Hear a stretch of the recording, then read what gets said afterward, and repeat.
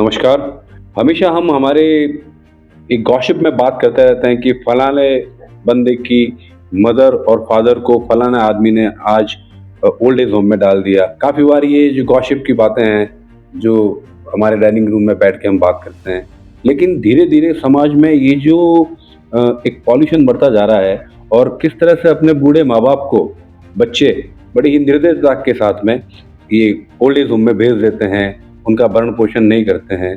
तो government of India ने सबसे पहले 99 में एक पॉलिसी लागू की थी और हर स्टेट को ये डायरेक्शन दिया था कि इस पॉलिसी को लागू करें और जो भी पेरेंट्स हैं और जो गार्जियन हैं उनके वेलफेयर के लिए, उनके जो भी सीनियर सिटीजन हैं उनके वेलफेयर के लिए पॉलिसी को लागू की थी।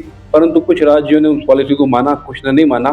फिर आखिरकार जाते-जाते 2007 के अंदर गवर्नमेंट ऑफ इंडिया ने एक कानून बनाया जिसे हम maintenance and welfare of parents and senior citizen act 2007 के नाम से जानते हैं। तो नमस्कार दोस्तों, मेरा नाम मनीष व्यास है। आज हम बात करेंगे इस पर्टिकुलर एक्ट के बारे में, जिस एक्ट के जरिए किस प्रकार से बूढ़े माँ बाप को बच्चों के ऊपर डिपेंडेंट नहीं रहना पड़ेगा, क्योंकि भारत के संविधान के तहत बनाए गए इस अधिकार के अनुसार उनको यह अधिकार है कि वह अपने जो भी बच्चे हैं उनसे 10,000 रुपये प्रति माह ले सकते हैं। अब बात आती है कि वो कैसे लें। तो हर राज्य के अंदर इसकी व्यवस्था की गई है कि एक ट्रिब्यूनल होगा और हर डिस्ट्रिक्ट लेवल पर एक ट्रिब्यूनल होगा और उस ट्रिब्यूनल के अंदर वो एक अपनी एप्लीकेशन खुद लगा सकते हैं और यदि खुद नहीं लगा सकते हैं तो वो अपने द्वारा अधिकृत किसी व्यक्ति की तरफ से या किसी संस्था की तरफ से, संस्था का मतलब ये हुआ कि जो रजिस्टर ऑफ सोसाइटी या एज पर लॉ जो भी time being law in force है उसके अनुसार वह उस संस्था के जरिए भी आवेदन वहाँ पर कर सकता है। और यहाँ पर पेरेंट्स और सीनियर सिटीजन का अभिप्राय ये हुआ कि जो 60 साल से अधिक उम्र के जो माता पिता हैं, चाहे उनके दत्तक पुत्र हैं, गोद लिए हुए पुत्र जिन्हें हम कहते हैं, या वो लोग जिनके बच्चे नहीं हैं लेकिन उनके बाद में उनकी प्रॉपर्टी किसी एक्स रिलेटिव को जाएगी या वाई रिलेटिव को जाएगी और वो अपने नाम पर वो प्रॉपर्टी तो करवा चुके हैं लेकिन फिर उनको ओल्ड एज होम में डाल दिया है, तो ऐसे लोगों से भी वह प्रति माह 10,000 रुपये तक अपने भरण पोषण के लिए प्राप्त कर सकते हैं। इन संबंध में हम बात करेंगे।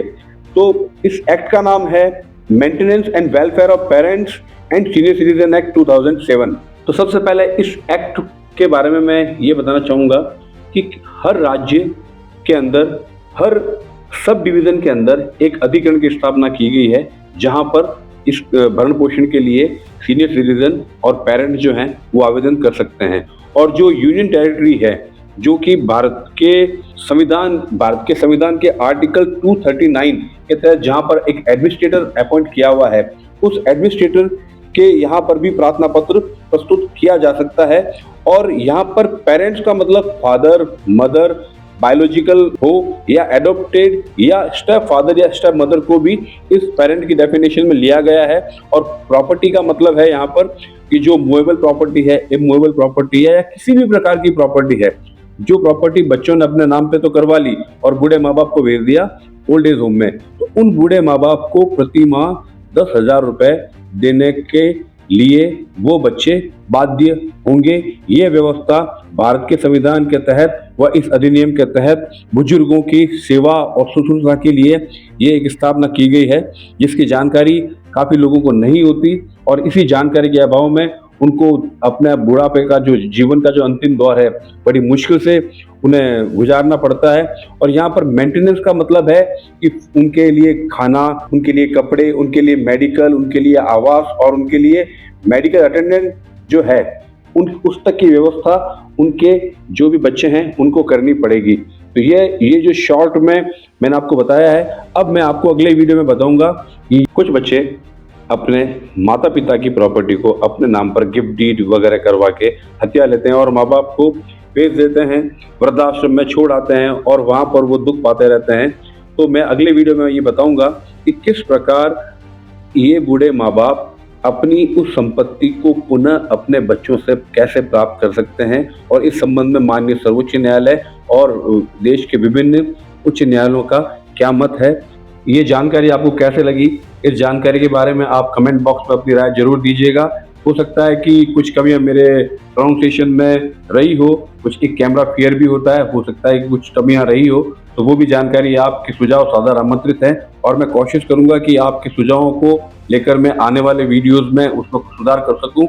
और मेरा आपसे निवेदन है कि ये जो चैनल है, इस चैनल को आप जितना हो सके सब्सक्राइब कीजिए और इसे लाइक कीजिए तथा इसको जितना हो सके शेयर कीजिए, ताकि भविष्य में जो भी उपयोगी जानकारी जिससे आम व्यक्ति को निःशुल्क ये जानकारी मिल सके, मैं उन तक पहुंचा सकूं। और मैं आशा करता हूं कि आप लोगों को ये जानकारी पसंद आई होगी। भविष्य में इसी से संबंधित और भी अच्छी जानकारी आप लोगों को निःशुल्क मुहैया कराने के क्रम में मैं इस चैनल के जरिए आपके साथ में लेकर आऊँगा। तो ज़्यादा से ज़्यादा संख्या में आप इसे सब्सक्राइब करें और अभी तक जो मेरा आपने चैनल देखा है, वीडियो देखा है, उसके लिए आपका हृदय की गहराइयों से आभार। धन्यवाद। जय हिंद।